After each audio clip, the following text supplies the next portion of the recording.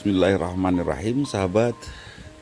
Insya Allah kita akan laksanakan saum Arafah tanggal 9. Dan yang tanggal 8 hari ini ada perbedaan pendapat antara ada hadis sahihnya dan tidak ada hadis sahihnya. Kalau memang ada perbedaan pendapat antara ada hadis sahihnya dan tidak ada hadis sahihnya, saya lebih memilih meninggalkannya. Kenapa? Karena kalaupun ada hadis sahihnya, saya tidak dosa meninggalkannya. Tapi kalau melakukannya dan ternyata tidak ada hadis sahihnya, saya termasuk salah melakukannya. Karena itu saya memilih yang pasti saja tanggal 9 Zulhijjah. Kadang-kadang memang ketuker antara 9 Zulhijjah, saum Zulhijjah dengan saum Muharram. Kalau saum Muharram betul 2 hari Tasu'a Asyura, tanggal 9 dan tanggal 10 bulan Muharram. Pada hari Selasa kita akan lakukan kurban, doakan sepanjang kita saum. Pada hari Arafah layaknya orang yang wukuf di Arafah, mengagumi Allah, mencintai Allah, kemudian merendahkan diri sampai kita merasa rendah sekali di hadapan Allah.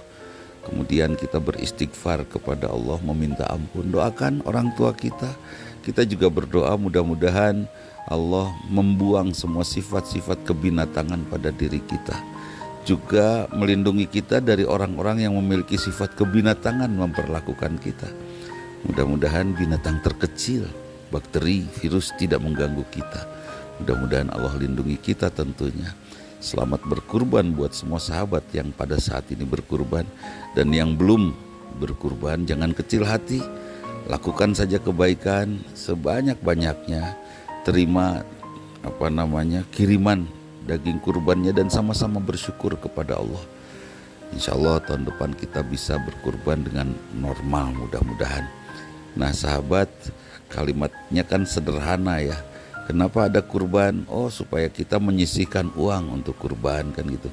Kenapa ada sodako? Supaya kita menyisihkan uang untuk sodako. Kenapa Rasulullah berdoa berlindung kepada Allah dari hutang? Ya Allah, lindungi aku dari hutang. Kenapa? Oh, ternyata pemikirannya sederhana, bukan tidak boleh meminjam uang. Karena kalau meminjam ada hukumnya, wajib membayar. Dan dalam surat Al-Baqarah ayat yang paling panjang disebutkan harus dicatat dengan sebaik-baiknya supaya tidak menghalangi pintu surga. Kan gitu ya. Jadi kenapa ada upaya berlindung kepada Allah dari hutang? Ternyata bukan meminjam yang saya soroti, ini sudut pandang saja. Tekan keinginannya, jangan banyak keinginan, supaya kita tidak harus meminjam uang pada saat kita punya keinginan yang lebih dari kemampuan kita. Seperti itu. Jadi kalau kita sudah tidak punya keinginan dan keinginan kita standar-standar saja, keinginan yang terbaik yang akan dihadirkan adalah keinginan memuliakan diri.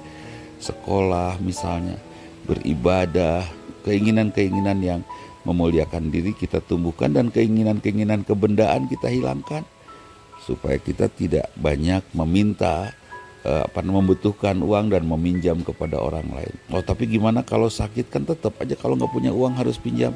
Enggak, sakit itu hadir dari keinginan berlebih, ya keinginan yang aneh-aneh.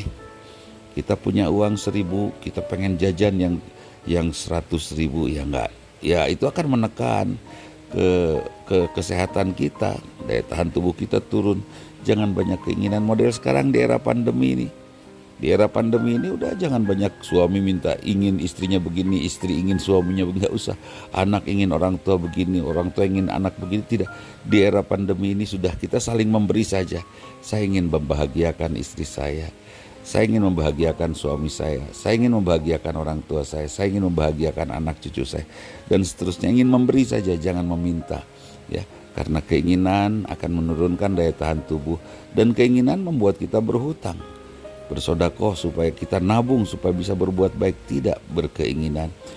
Berkurban, ya tidak berkeinginan. Jadi menekan keinginan-keinginan duniawi itu sangat bagus sekali. Nah sahabat, mudah-mudahan kurban kita besok berjalan lancar ya, lusa, dan mabrur tentunya, diterima oleh Allah Subhanahu wa Ta'ala sebagai ibadah yang membuat kita mendapatkan cintanya.